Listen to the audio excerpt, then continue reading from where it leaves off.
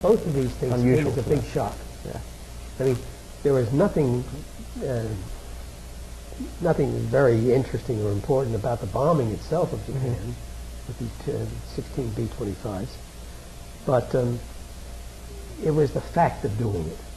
They couldn't figure out where the airplanes came from for a while, and that's why President Roosevelt at the time referred to the attack as being originated in Shangri-La. Have you ever read the? I don't remember the name of the story, but Shangri-La is a place in Tibet that people live in this story, and it was a secret place. Well, the Japanese quickly learned this was from a carrier because after all they captured a lot of the guys that went down.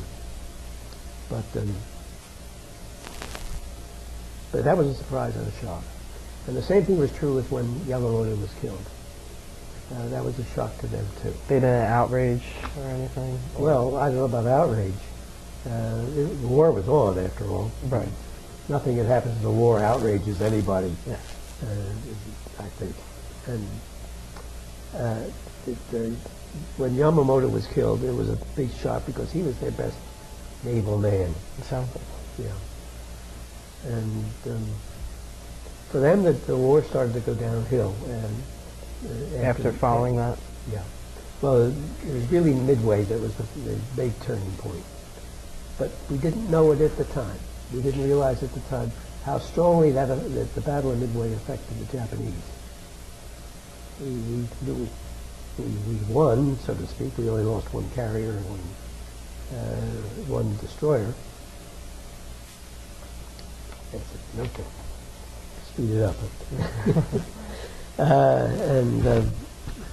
The carrier was the Yorktown, and it had already been damaged at the Battle of the Coral Sea only a few weeks before. It had gone back to Pearl Harbor, and a huge crew of welders and other repairmen worked on the Yorktown to get it ready to go with the Enterprise and the Hornet to go to Midway. That's all we had.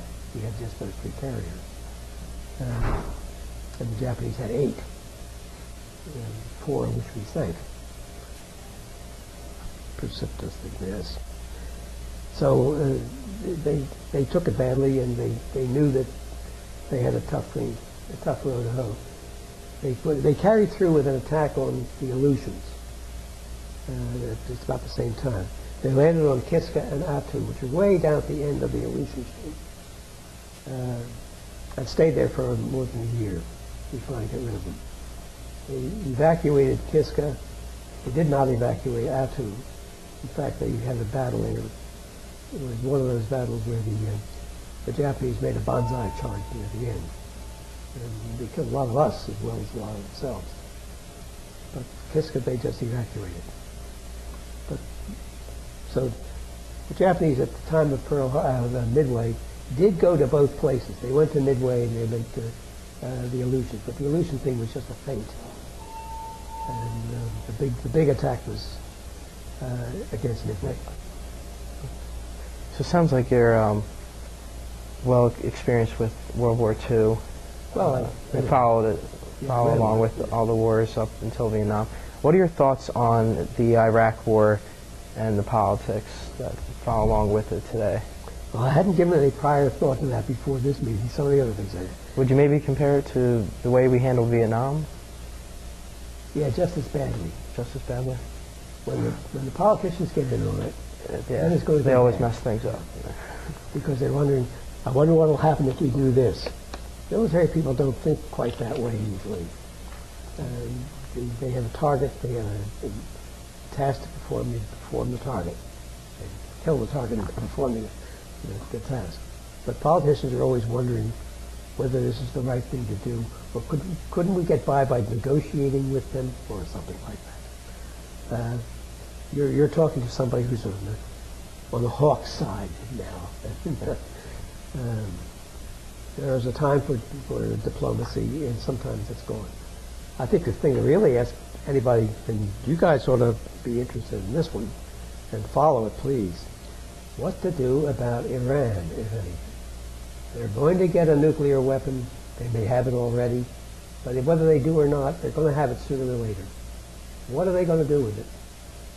There's a lot of options.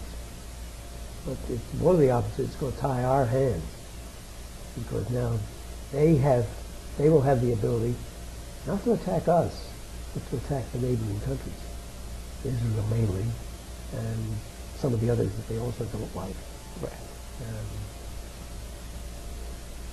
That's how do you? We tried diplomacy. Diplomacy has not worked with them. They say they're going to do. They're just going to stop developing nuclear weapons, but they don't. So this was not supposed to be the subject of today's meeting. We just got some extra questions from the audience.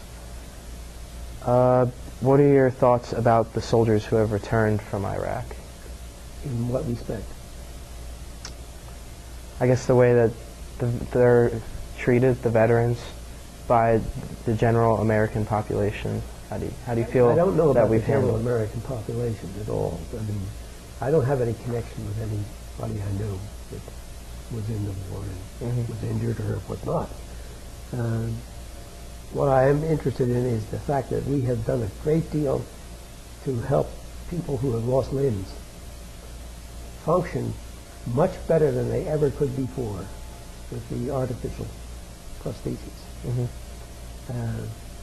We were just talking briefly about this earlier, and the fact that they can change for example, leg prostheses from one that you would use for walking and one you would use for running.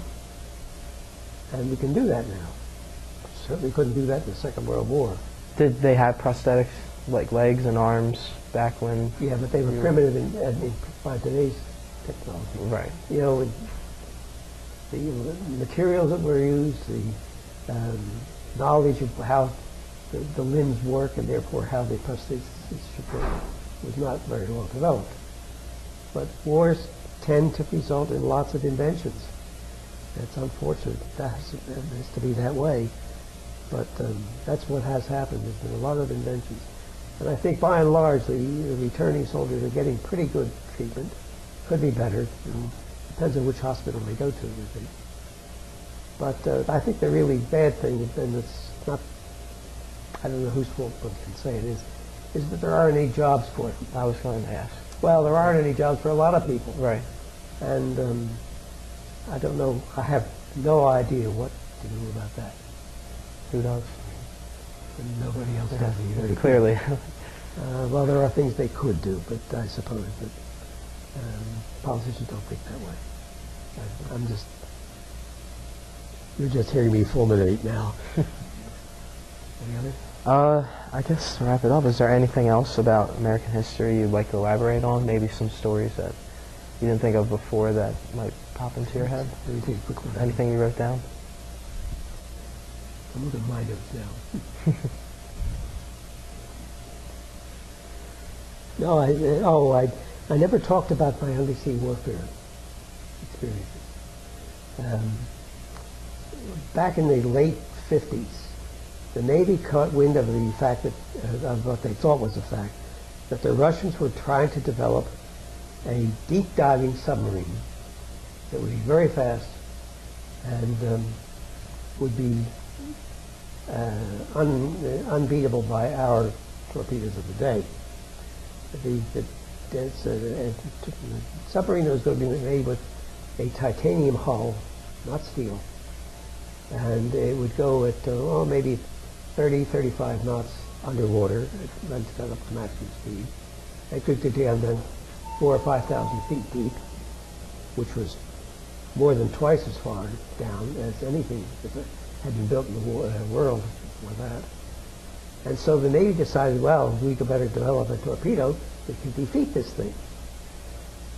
So the Navy tried to get some companies together to give them ideas.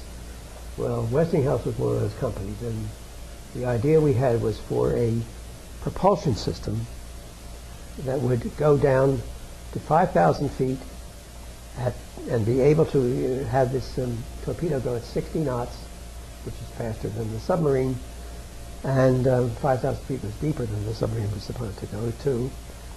and could do